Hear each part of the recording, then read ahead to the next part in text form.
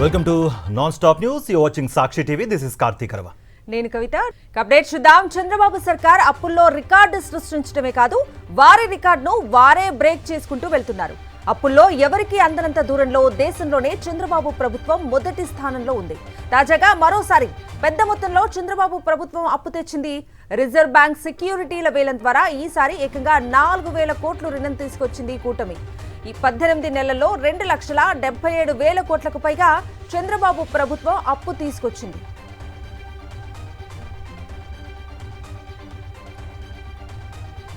Chandrababu cabinet మీటింగ్తో ప్రజలకు ఏమీ ఉపయోగం లేదన్నారు మాజీ మంత్రి శైలజానాథ్. చంద్రబాబు ప్రజలను సున్నం చేస్తున్నారని విమర్శించారు. బాబును సీఎంగా ఎన్నుకున్నందుకు ప్రజలు బాధపడుతున్నారని అన్నారు. ప్రజల్లో నమ్మకాన్ని బాబు కోల్పోయారని తెలిపారు.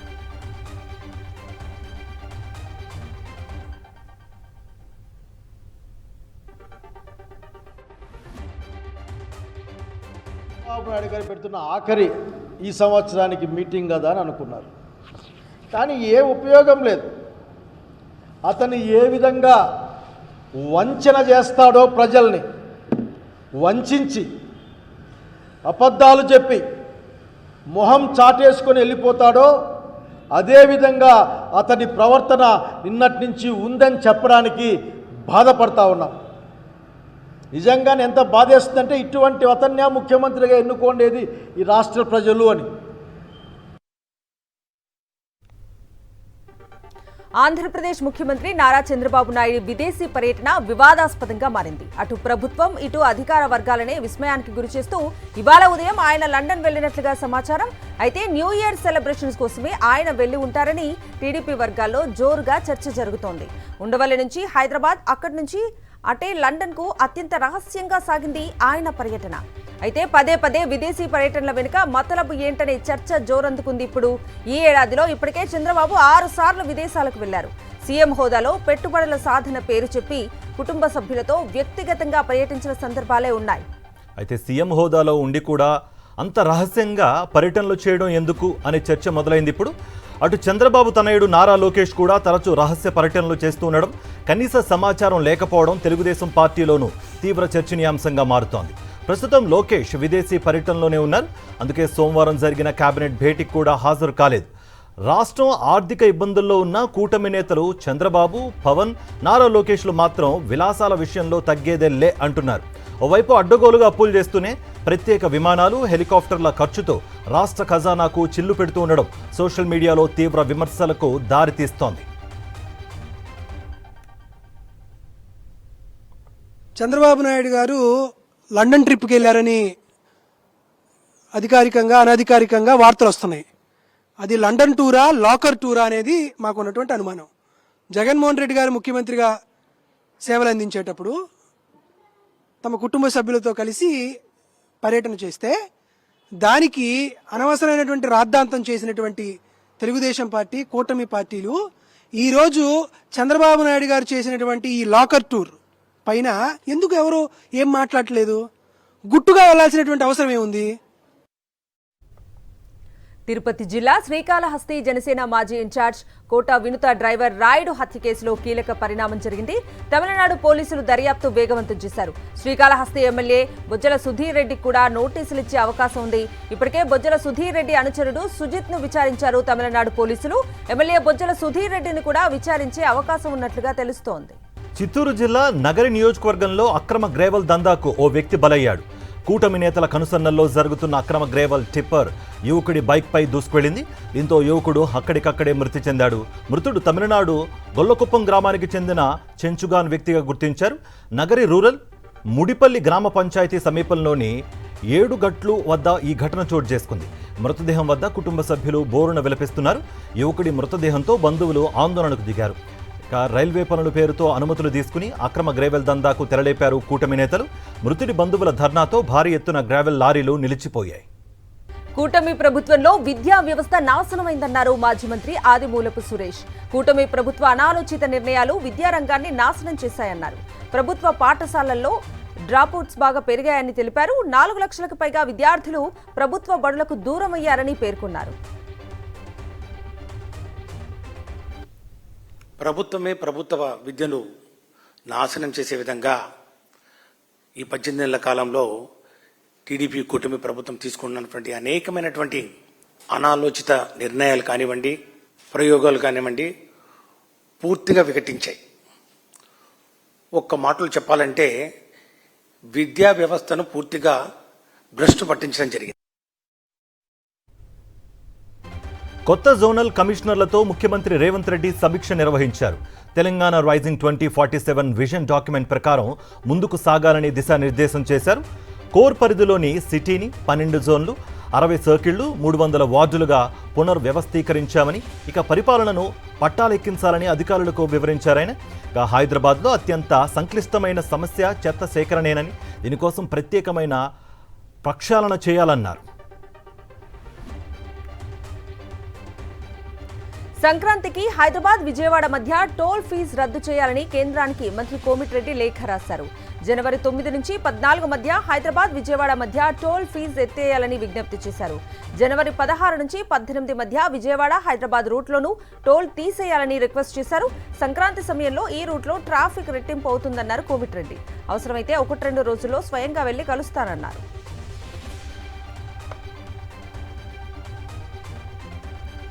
రేవంత్ రెడ్డి కాళేశ్వరం మీద కక్ష కట్టి పాలమూరు మీద పగబట్టారని మండిపడ్డారు మాజీ మంత్రి హరీష్ రావు. పాలమూరు ప్రాజెక్టుకు బీఆర్ఎస్ హయాంలో 7 అనుమతులు తెస్తే కాంగ్రెస్ హయాంలో డిపిఆర్ వాపస్ వచ్చిందన్నారు. కాళేశ్వరం ప్రాజెక్టును పట్టించుకోకుండా రేవంత్ ఉల్టా మాట్లాడుతున్నారని ఆగ్రహం వ్యక్తం చేశారు. కాళేశ్వరంపై కక్షగట్టిండు, పాలమూరు మీద పగబట్టిండు రేవంత్ రెడ్డి. పాలమూరు మీద మేము 7 అనుమతులు తెచ్చినాం. నువ్వు వచ్చిన తర్వాత డిపిఆర్ వాపస్ వచ్చింది. మేమేమో 37,000 కోట్లు ఖర్చు పెట్టినాం. 27,000 కోట్లు ఖర్చు పెట్టినాం. 27,000 ఎకరాల భూమి సేకరించినాం. 7 అనుమతులు తెచ్చినాం. రేవంత్ రెడ్డి ఏం చేసినావు? డిపిఆర్ వాపస్ వచ్చింది. నువ్వు పాలమూరు మీద పగబట్టినావు. ఇరిగేషన్ శాఖలో భారీ అవినీతి జరుగుతోందన్నారు మాజీ మంత్రి Kakani. Irrigation manager Gangadhar Reddy phone pay ద్వారా లంచాలు వసూలు చేస్తున్నారని ఆరోపించారు. గంగాధర్ రెడ్డిని ఎమ్మెల్యే సోమిరెడ్డి మేనేజ్ చేస్తున్నారని, ఇరిగేషన్ శాఖలో అక్రమాలపై అధికారులు దృష్టి పెట్టాలన్నారు. అధికార బలం అంటే అధికారంలో ఉండేటువంటి రాజకీయ నాయకులు, ప్రజాప్రతినిధులు అండదండలు ఉంటే ఎంతకైనా బరితెగిస్తారని చెప్పడానికి నెల్లూరు జిల్లాలో జరుగుతున్నటువంటి ఇరిగేషన్ శాఖలో జరుగుతున్నటువంటి అనేక సంఘటనలు ఒక ఉదాహరణ అని చెప్పి ఈ సందర్భంగా తెలియజేస్తున్నాను. అంటే ఏ స్థాయికి చేరిపోయారు నెల్లూరులో ఇరిగేషన్ శాఖ అధికారులంటే, ఉన్నతాధికారులంటే లెక్కలేదు. కనీసం కోర్టులైనా లెక్క చేస్తారంటే కోర్టును కూడా లెక్క చేసేటువంటి పరిస్థితులు లేరు. కేంద్ర మంత్రి పెమ్మసాని చంద్రశేఖర్ గుంటూరు నగరాన్ని సర్వనాశనం చేశారని మండిపడ్డారు మాజీ మంత్రి అంబటి రాంబాబు. ఎలాంటి అనుమతులు లేకుండా శంకర్ విలాస్ ఫ్లైఓవర్ను పడగొట్టారని ఆగ్రహం వ్యక్తం చేశారు. పెమ్మసాని అజ్ఞానం, అహంతో వ్యవహరిస్తున్నారని అన్నారు. గుంటూరులో ఉన్న టీడీపీ ఎమ్మెల్యేలంతా 100% డమ్మీలే అన్నారు. ఏమాత్రం అవగాహన లేకుండా శంకర్ విలాస్ ఫ్లైఓవర్ కూల్చివేయడంతో ప్రజలు తీవ్ర ఇబ్బందులు పడుతున్నారని అన్నారు. మాజీ ఎంపీ మోదుగుల వేణుగోపాల్ రెడ్డితో కలిసి శంకర్ విలాస్ ఫ్లైఓవర్ కూల్చివేత వల్ల కలిగే నష్టాలను వివరించారు అంబటి రాంబాబు. ఇది అద్భుతమైన town, Shankar Vilas centre core city. ఇంత కోర్ సెంటర్ని ఊరి రామ మీ దుంపదేగా చేతు పొందికి తొక్కేశారే. ఇవాళ ఆ బ్రిడ్జి రైల్వే దగ్గర ఉన్నటువంటి పార్టుని పడగొట్టడానికి ఇంతవరకు పర్మిషన్ లేవు. పర్మిషన్ తీసుకోవడానికి ప్రయత్నం చేస్తున్నారు. ఎప్పుడు? పడగొట్టేసిన తర్వాత. ల్యాండ్ ఎక్విజిషన్ చేస్తున్నారు. ఎప్పుడు? పడగొట్టేసిన తర్వాత. బుద్ధి జ్ఞానం ఉందా అని అడుగుతా ఉన్నా. మీకు జ్ఞానం లేదు, పరిజ్ఞానం లేదు, అవగాహన లేదు, ఆలోచన లేదు, అనుభవం లేదు, డబ్బు ఉంది, పవర్ ఉంది. సర్వనాశనం చేసేస్తున్నారు ఇవాళ గుంటూరు పట్టణాన్ని అని చెప్పడమే మా ఉద్దేశం. పగలగొట్టి కొత్త బ్రిడ్జి కట్టిన తర్వాత పరిస్థితి కూడా ఇలాగే ఉంటుంది. ఎందుకంటే ట్రాఫిక్ అనేటువంటిది ఎక్కడ కూడా బ్రిడ్జి దాటేందుకు కట్టారు తప్పితే అవసరాల నిమిత్తం పనికొచ్చేటువంటి బ్రిడ్జి ఇది కాదు. ఎక్కడైనా మేల్కోండి, మేము ఏదైతే ఇన్స్పెక్ట్ చేసిన తర్వాత ఇప్పుడు now they have gone for the compulsory acquisition under 2013 అంటే కోర్టులు స్టే ఇచ్చిన తర్వాత మీకు మొట్టికాయ పడిందని తెలుసుదా? ముందు ఏపీలో చంద్రబాబు ప్రభుత్వం బరి తెగించింది. ఆందోళన చేశారని విశాఖలో 5 ఏఐవైఎఫ్ ఏఐఎస్ఎఫ్ నేతలు అచ్యుతారావు, రాంబాబు, సాయిబాబు, ఎల్లయ్య, నాగరాజుపై రౌడీ షీట్ ఓపెన్ చేసింది కూటమి ప్రభుత్వం. ఇటీవల కూటమి హామీల అమలుపై ఆందోళన చేపట్టాయి విద్యార్థి సంఘాలు. జాబ్ క్యాలెండర్ కోసం ఆందోళనకు పిలుపునిచ్చింది ఏఐవైఎఫ్. ఫీజు రియంబర్స్మెంట్, స్కాలర్షిప్స్ బకాయిల కోసం ఆందోళన చేపట్టారు ఏఐఎస్ఎఫ్ నేతలు. నక్కపల్లిలో బల్క్ డ్రగ్ పార్కుకు వ్యతిరేకంగా ప్రభుత్వాన్ని ప్రశ్నించిన సిపిఎం నేతపై పీడీ యాక్ట్ బుక్ చేసింది. కూటమి వైఫల్యాలు, హామీల అమలును ప్రశ్నిస్తున్న వారిపై అధికారం అండతో కూటమి అక్రమ కేసులు బనాయించి వేధిస్తోంది. చంద్రబాబు ప్రభుత్వ తీరుపై ప్రజా సంఘాలు, విద్యార్థి సంఘం నేతలు, మేధావులు మండిపడుతున్నారు. కూటమి ప్రభుత్వం పూర్తిగా విద్యార్థుల యువజనుల్ని మోసం చేస్తోందని చెప్పని all India student federation AISF, అదేవిధంగా all India youth federation AIYF నాయకులుగా రాష్ట్ర వ్యాప్తంగా వివిధ రూపాల్లో ఆందోళనలు, రాస్తారోకోలు, నిరసన కార్యక్రమాలు చేపడతా ఉంటే వాటికి సమాధానం ఇవ్వకుండా విద్యారంగ సమస్యలను పరిష్కారం చేయడంలో విఫలమయ్యి ఈరోజు పూర్తిగా గత ప్రభుత్వంలో ఏదైతే నిరసన కార్యక్రమాలు ఉన్నాయో వాటి మొత్తాన్ని బయటికి తీసి చిన్న చిన్న కేసులను కూడా బయటికి తీసి ఈరోజు ఏఐఎస్ఎఫ్ నాయకులపైన, ఏఐవైఎఫ్ నాయకులపైన పూర్తిగా రౌడీ షీట్లు ఓపెన్ చేస్తూ ఉన్నారు. ఇది ఏపీ డీజీపీ బాధ్యతారహిత్యంగా మాట్లాడారన్నారు YSRCP legal cell working president Sudarshan Reddy. ముద్దాయిలను రోడ్డుపై నడిపించుకుని ఎందుకు తీసుకెళ్తున్నారంటూ మీడియా అడిగిన ప్రశ్నకు పెట్రోలింగ్ వెహికల్స్ లేవని చెప్పడం విచిత్రంగా ఉందన్నారు. డీజీపీ గారు, ఈ రాష్ట్ర పోలీస్ బాస్ అయినటువంటి డీజీపీ గారు ఆయన ఇచ్చినటువంటి సమాధానము, మా దగ్గర ఏ విధమైనటువంటి పెట్రోలింగ్ వెహికల్స్ ఆ సమయంలో లేవు, అందుకోసం నడిపించి తీసుకుని పోతున్నాము అని. నిజంగా అది ఎంత బాధ్యతారహితమైనటువంటి ఆన్సర్ అని చెప్పేసి మనం చూసుకుంటా పోతే, ఒక పోలీస్ బాస్గా ఉండి మీరే ఆ విధమైనటువంటి సమాధానం చెప్పి పోలీసుల యొక్క కింది స్థాయిలో చేసినటువంటి అధికారులు చేసినటువంటి తప్పిదాలను కూడా మీరు సమర్థిస్తున్నారు అంటే ఇంకా కంచే చేను మేస్తే ఎవరికి చెప్పుకోవాలి ఈ రాష్ట్రంలో? నెల్లూరులో రౌడీ షీటర్లు రెచ్చిపోతున్నారని మండిపడ్డారు ఎమ్మెల్సీ పర్వతరెడ్డి చంద్రశేఖర్ రెడ్డి. రౌడీ షీటర్లకు మంత్రి నారాయణ అండగా ఉండడం ఏంటని ప్రశ్నించారు. నారాయణకు ఓటు వేయలేదని సామాన్యుల ఇళ్లు కూల్చివేస్తున్నారని ధ్వజమెత్తారు.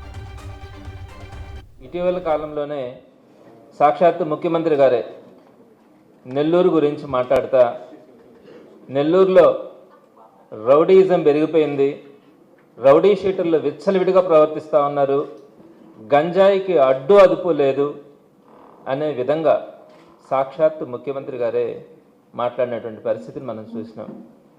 ఈ రోజుటికి ఈరోజు ఆంధ్రజ్యోతి పేపర్, నేను చెప్పేది ఆంధ్రజ్యోతి పేపర్లో ఈ ఏడాది అంతా కూడా నెల్లూరు నగరంలో, ప్రధానంగా నెల్లూరు జిల్లాలో నేరాలు ఘోరాలు అని ఇలాంటి చరిత్రను ఎప్పుడు కూడా నెల్లూరులో చూడలేదని చెప్పి ఫుల్ పేజ్. కూటమి ప్రభుత్వం వచ్చాక ఆర్యవైశ్యులపై దాడులు పెరిగాయని ఆగ్రహం వ్యక్తం చేస్తూ విజయవాడలోని వీఏఎంసీ త్రిమూర్తి చౌక్ వద్ద నిరసన తెలిపారు. ఆర్యవైశ్యులపై దాడులను తీవ్రంగా ఖండించారు. కూటమి ప్రభుత్వం ప్రజలకు రక్షణ కల్పించలేని దుస్థితిలో ఉందని మండిపడ్డారు ఆర్యవైశ్య సంఘ నేతలు. ట్రాఫిక్ పోలీసుకు సైట్ ఇవ్వలేదని ఒక వ్యక్తిని పిడుగురాళ్ల సీఐ కొట్టడం దారుణమన్నారు. పొదిలిలో ఆర్యవైశ్య మహిళను వేధించడాన్ని తీవ్రంగా ఖండిస్తున్నామన్నారు. దాడులు తిప్పికొట్టడానికి ఆర్యవైశ్యులందరూ పోరాడాలని పిలుపునిచ్చారు. ఆర్యవైశ్యులపై దాడులు చేసిన పోలీసులపై కఠిన చర్యలు తీసుకోవాలని డిమాండ్ చేశారు.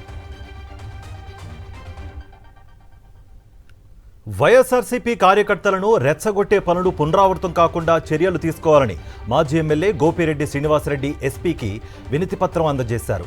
నర్సరావుపేటలో వైఎస్ఆర్ విగ్రహం దిమ్మకు చుట్టూ టీడీపీ పోస్టర్లు, తెలుగుదేశం జెండాలను కట్టిన వారిపై చర్యలు తీసుకోవాలన్నారు. పల్నాడు రోడ్లో పెట్టిన రాజశేఖర రెడ్డి గారి విగ్రహానికి చుట్టూ ఉన్న దిమ్మెల మీద తెలుగుదేశం పార్టీ ఫ్లెక్సీలు పెట్టడం, తెలుగుదేశం పార్టీ వాళ్ళకి సంబంధించిన ఫ్లెక్సీలు 4 వైపులా రాజశేఖర రెడ్డి గారి విగ్రహానికి పెట్టడం, అట్లానే ఇటీవల వినాయక చవితి ఉత్సవాల్లో దీని దిమ్మె మీద ఎక్కి తెలుగుదేశం పార్టీ జెండాలు కట్టి దానిలో ఊరేగింపు చేసి చాలా ఘోరంగా రెచ్చగొట్టే విధంగా ఈ కార్యక్రమాలు చేయడం అనేది సబబు కాదు. డిసెంబర్ 31 న్యూ ఇయర్ వేడుకల సందర్భంగా తెలంగాణలో లిక్కర్ సేల్స్ భారీగా పెరుగుతాయని ఎక్సైజ్ అధికారులు అంచనా వేస్తున్నారు. 31న బార్లు, క్లబ్లు, ఈవెంట్లకు పర్మిషన్ తీసుకున్న వారికి రాత్రి 1 గంట వరకు మద్యం సప్లై చేసేందుకు అనుమతించారు. మిగతా లిక్కర్ షాపులకు కూడా రాత్రి 12 గంటల వరకు పర్మిషన్ ఇచ్చారు. దీంతో గతేడాది కంటే ఈసారి మద్యం విక్రయాలు జోరందుకునే అవకాశం ఉందని భావిస్తున్నారు. గతేడాది తెలంగాణలో డిసెంబర్ 31 తేదీల్లో భారీగా మద్యం విక్రయాలు జరిగాయి. 2 రోజుల వ్యవధిలోనే ఏకంగా 684 కోట్ల రూపాయల లిక్కర్ సేల్స్ అయ్యాయి.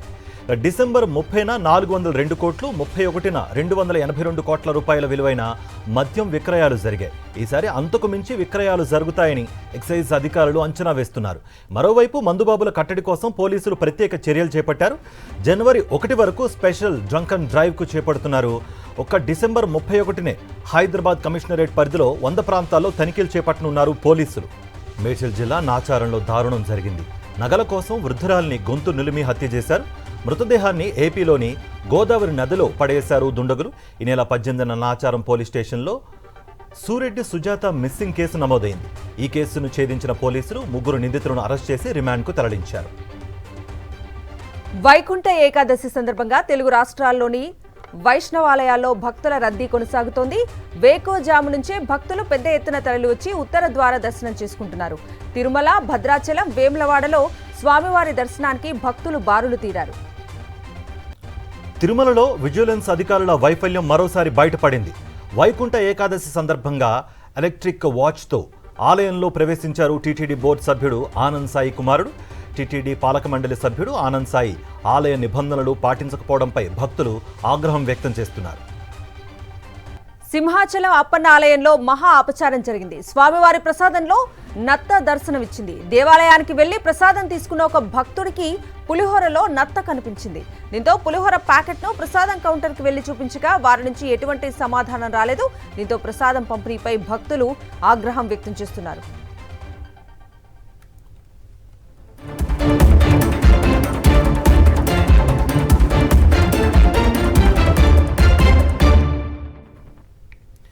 రేపు దేశవ్యాప్తంగా గిగ్ కార్మికులు సమ్మె బాట పట్టనున్నారు. ఉద్యోగ భద్రత, పడిపోయిన ఆదాయం, సామాజిక గుర్తింపు లేకపోవడంపై నిరసన చేపట్టేందుకు సిద్ధమయ్యారు. దీని ప్రభావం స్విగ్గీ, జొమాటో, బ్లింకిట్, ఫ్లిప్కార్ట్, అమెజాన్, జెప్టో ఈ-కామర్స్ కంపెనీల డెలివరీలపై ప్రభావం చూపనుంది.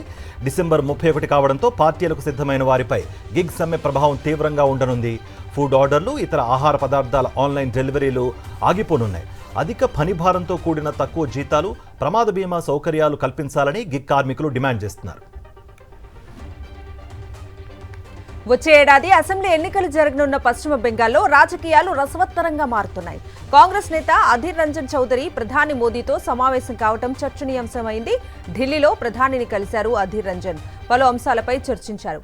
బెంగాల్ ఎన్నికలపై బీజేపీ ప్రత్యేకంగా ఫోకస్ పెట్టడం, కేంద్ర హోంమంత్రి అమిత్ షా కోల్కతాలో పర్యటిస్తున్న వేళ ఢిల్లీలో మోదీ అధీర్ భేటీకి ప్రాధాన్యత ఏర్పడింది. 2019, 2024 మధ్య లోక్సభలో కాంగ్రెస్ పక్ష నేతగా వ్యవహరించారు అధీర్ రంజన్. 2024 లోక్సభ ఎన్నికల్లో ఓడిపోయిన తర్వాత అధీర్ రంజన్ కు కాంగ్రెస్ హైకమాండ్ పెద్దగా ప్రాధాన్యత ఇవ్వటం లేదు. ఈ నేపథ్యంలో ఆయన ప్రధాని మోదీతో భేటీ కావడం హాట్ టాపిక్ గా మారింది. పశ్చిమ బెంగాల్ అసెంబ్లీ ఎన్నికలపై ఫుల్ ఫోకస్ పెట్టింది భారతీయ జనతా పార్టీ. అధికారమే లక్ష్యంగా వ్యూహాలకు పదును పెడుతోంది. ఈ క్రమంలో కోల్కతాలో పర్యటించిన కేంద్ర హోంమంత్రి అమిత్ షా సీఎం మమతా బెనర్జీపై ఘాటు విమర్శలు చేశారు. బెంగాల్ను వామపక్షాలు సగం నాశనం చేస్తే దీది పూర్తిగా భ్రష్టు పట్టించారని మండిపడ్డారు. టీఎంసీ అవినీతి, అరాచకాలతో ప్రజలు విసిగిపోయారని అన్నారు. చొరబాటుదారులకు మమతా బెనర్జీ అండగా నిలుస్తున్నారని, సరిహద్దుల్లో ఫెన్సింగ్ నిర్మాణానికి స్థలం ఇవ్వలేదంటూ విరుచుకుపడ్డారాయన. కేంద్ర హోంమంత్రి అమిత్ షా వ్యాఖ్యలకు ధీటుగా కౌంటర్ ఇచ్చారు బెంగాల్ ముఖ్యమంత్రి మమతా బెనర్జీ. బీజేపీ నేతలను మహాభారతంలోని దుర్యోధన, దుశ్శాసన పాత్రలతో పోల్చారు. చొరబాటుదారుల విషయంలో అమిత్ షా చేసిన ఆరోపణను బలంగా తిప్పికొట్టారు. ఉగ్రవాదులు బెంగాల్లో ఉంటే పెహల్గాం దాడి చేసింది ఎవరు అని ప్రశ్నించారు దీది. ఢిల్లీ పేలుడు వెనుక ఎవరున్నారంటూ ఎదురుదాడి చేశారు. తన ప్రభుత్వాన్ని కూల్చేందుకు కేంద్రం కుట్రలు చేస్తోంది, ఎస్ఐఆర్ను ఆయుధంగా ఉపయోగిస్తోందని మండిపడ్డారు. తమిళనాడులోని డీఎంకే ప్రభుత్వానికి గట్టి షాక్ తగిలింది. మద్రాస్ యూనివర్సిటీ బిల్లును రాష్ట్రపతి ద్రౌపది ముర్ము తిరస్కరించారు. ఆమోదించకుండా వెనక్కి పంపించి వేశారు. విశ్వవిద్యాలయాల వైస్ ఛాన్సలర్లను రాష్ట్ర ప్రభుత్వమే నియమించేలా మద్రాస్ యూనివర్సిటీ సవరణ బిల్లు తీసుకొచ్చింది స్టాలిన్ సర్కార్. గడిచిన 3 ఏళ్లుగా ఈ మద్రాస్ యూనివర్సిటీ బిల్లు రాష్ట్రపతి వద్ద పెండింగ్లో ఉంది. స్టాలిన్ ప్రభుత్వం సుప్రీంకోర్టును ఆశ్రయించడం, సర్వోన్నత న్యాయస్థానం డెడ్లైన్ విధించడం అప్పట్లో తీవ్ర చర్చనీయాంశమైంది. ఒడిశా రాజధాని భువనేశ్వర్లో ఒక అదనపు తహసీల్దార్ విజిలెన్స్ కు చిక్కాడు. అడిషనల్ తహసీల్దార్ జితేంద్ర కుమార్ పాండా నివాసంలో తనిఖీలు నిర్వహించిన విజిలెన్స్ అధికారులు 75 లక్షలు క్యాష్ ని సీజ్ చేశారు. 500 రూపాయల కట్టలు స్వాధీనం చేసుకున్నారు. కొన్ని డాక్యుమెంట్స్ ను సీజ్ చేశారు.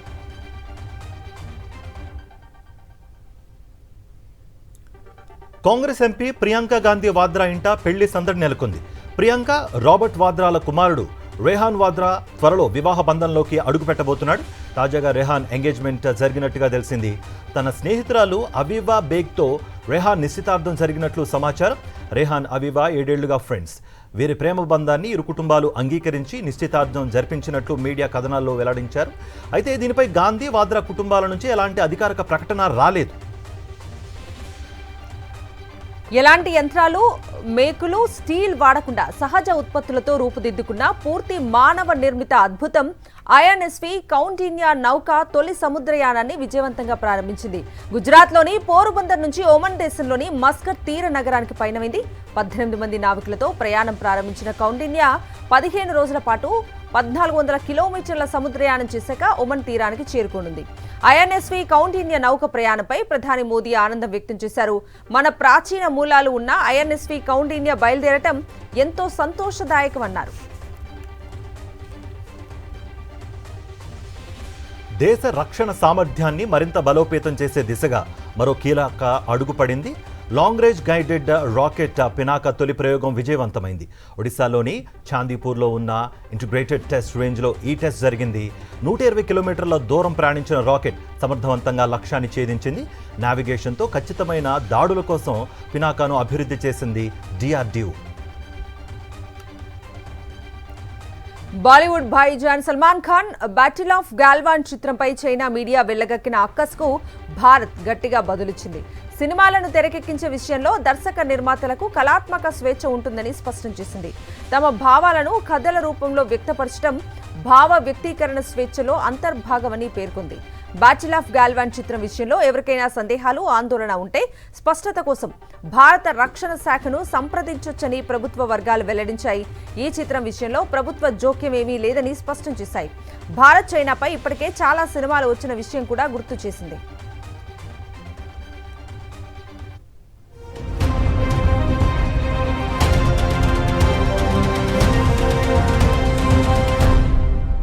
ఇజ్రాయెల్ ప్రధాని నెతన్యాహును ఆకాశానికి ఎత్తేశారు అమెరికా ప్రెసిడెంట్ డొనాల్డ్ ట్రంప్. ఇజ్రాయెల్ను ప్రమాదకరమైన గాయం నుంచి బయటకు తెచ్చేందుకు అద్భుతంగా పనిచేశారని కొనియాడారు. నెతన్యాహు యుద్ధకాల ప్రధాని అని, ఆయన లేకపోతే ఇజ్రాయెల్ ఇప్పుడు ఉనికిలో ఉండేదే కాదన్నారు. ట్రంప్ పొగడ్తలతో చిరునవ్వులు చిందించిన నెతన్యాహు ట్రంప్ లాంటి మిత్రుడు ఇజ్రాయెల్కు మరొకరు లేరన్నారు. గాజాలో కాల్పుల విరమణ ప్రణాళిక 2వ దశకు వెళ్లాలంటే హమాస్ ఆయుధాలను వీడాల్సిందే అని స్పష్టం చేశారు Trump.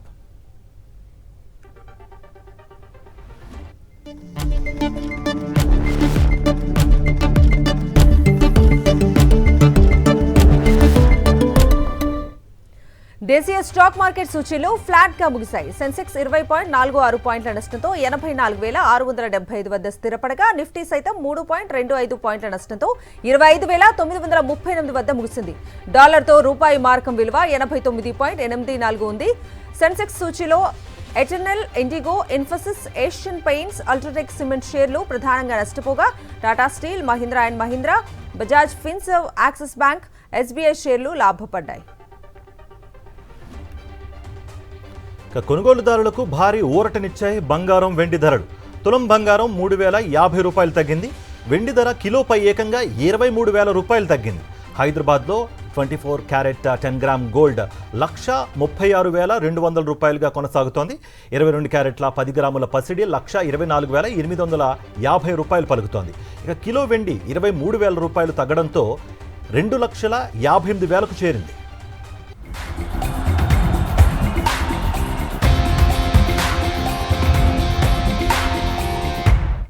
Coming to sports updates. మహిళల ప్రీమియర్ లీగ్ 4వ సీజన్ ముందే రాయల్ ఛాలెంజర్స్ బెంగళూరుకు పెద్ద షాక్ తగిలింది. 4వ సీజన్ కోసం భారీ ధరకు అట్టిపెట్టుకున్న match winner Australia cricketer Ellyse Perry అందుబాటులో ఉండను అని చెప్పేసింది. మరోవైపు Delhi Capitals pacer Annabel Sutherland సైతం 4వ సీజన్ ఆడటం లేదని ఫ్రాంచైజీకి తెలిపింది. దీంతో మ్యాచ్ విజేతలైన వీరిద్దరి సేవల్ని ఆర్సీబీ, ఢిల్లీ కోల్పోనున్నాయి.